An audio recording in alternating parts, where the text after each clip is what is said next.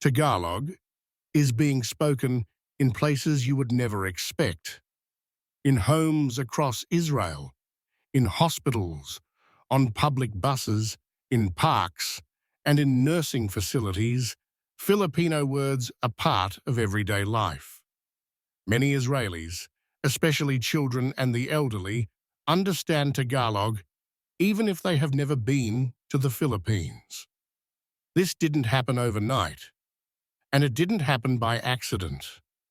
It happened quietly, over decades, through care, sacrifice, and human connection. Israel is a country deeply tied to language. Hebrew is not just a way to communicate, it is a symbol of survival, culture, and national identity. The revival of Hebrew is one of the most important stories in Israeli history. So the idea that another language could become so familiar inside Israeli society is surprising. Yet Tagalog has done exactly that, not through policy or education, but through daily life inside people's homes. The roots of this story go back to the 1990s. As Israel's population aged, families faced a growing challenge. More elderly people needed full-time care, and there were not enough local workers willing or available to provide it. Caring for the elderly is demanding, emotional, and time-consuming work. Many Israeli families needed help, and the country began looking abroad for caregivers. The Philippines became one of the main sources. Filipinos already had a global reputation for caregiving, nursing, and domestic work. But more than skills, they were known for patience, warmth, and strong family values. Thousands of Filipinos arrived in Israel on work visas, most of them women, leaving behind families, children, and entire lives back home. These caregivers did not just work hourly shifts. Many lived full-time with Israeli families. They were present from morning until night. They cooked meals, cleaned homes, helped with medication, and assisted with bathing and mobility. They listened to stories that had been told many times before. They provided companionship to people who were lonely and vulnerable. Over time, something changed. The relationship went beyond employment.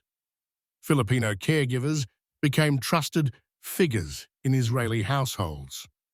Elderly Israelis often spent more time with their caregivers than with their own relatives. Emotional bonds formed. Respect grew. And with that closeness, language naturally followed. Tagalog words entered daily routines. Simple phrases related to eating, sleeping, gratitude, and care became familiar. Israelis began understanding Filipino expressions without consciously learning them.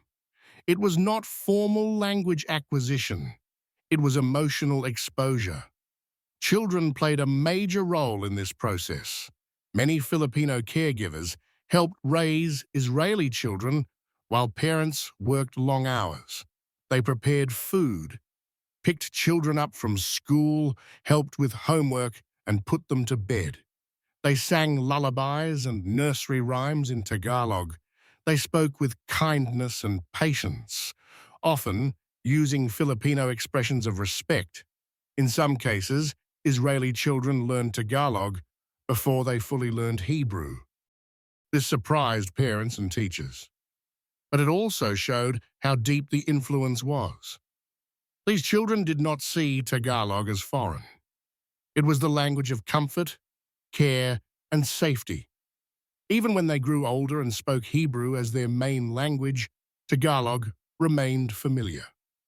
This influence extended beyond language. Filipino culture emphasizes respect for elders, politeness, and humility. These values aligned closely with traditional Israeli family values. Many Israelis noticed that their parents or grandparents became calmer, happier, and more emotionally supported under Filipino care. Religion also played a role in creating connection.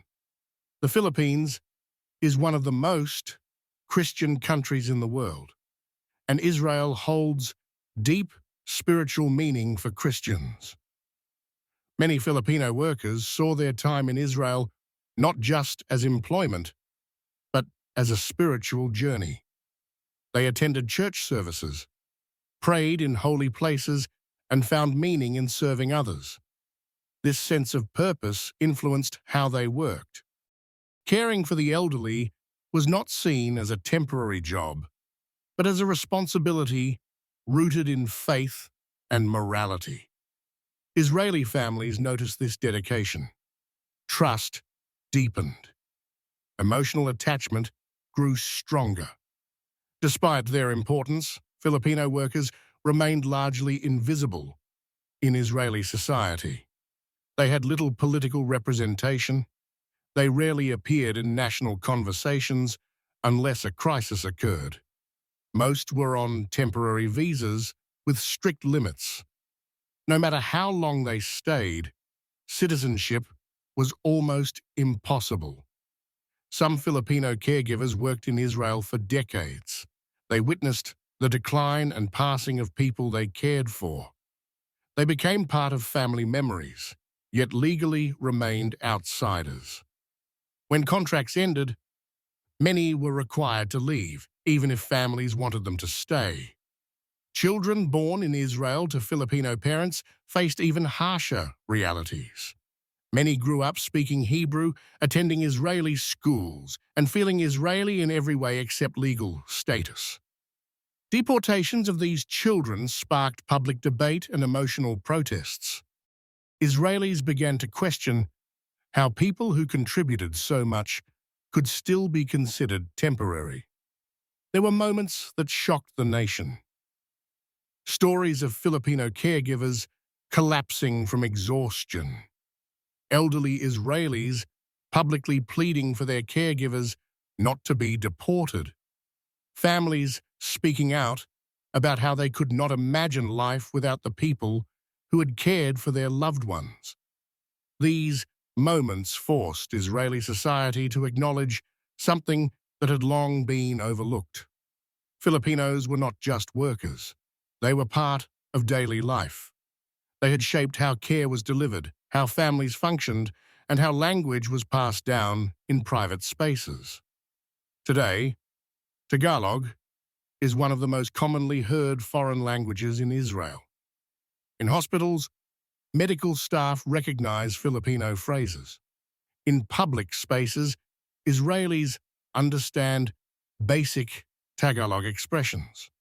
Some even use them casually, without thinking about where they came from. This does not mean Tagalog has replaced Hebrew. It means it has found a place alongside it. Language follows human presence, and Filipinos have been present in some of the most intimate moments of Israeli life.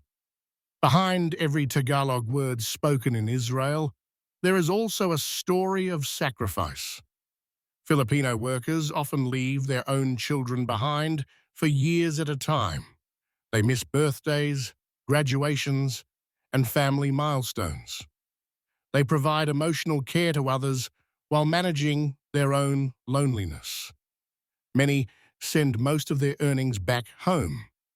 Their work supports families, educates children, and sustains entire communities in the Philippines. The emotional cost of this arrangement is rarely visible, but it is significant. So why is Tagalog becoming Israel's second language? Not because of government policy, not because of population size alone, but because language grows where trust and care exist.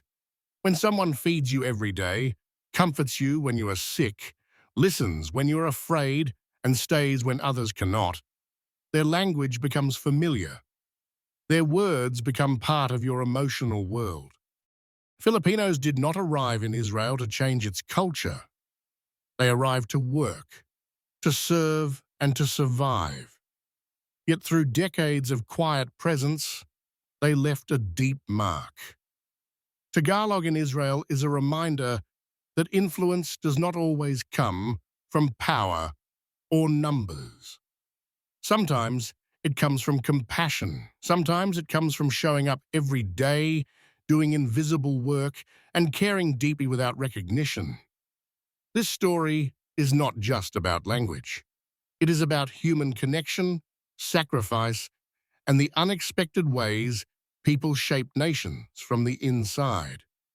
That is the untold Filipino story in Israel.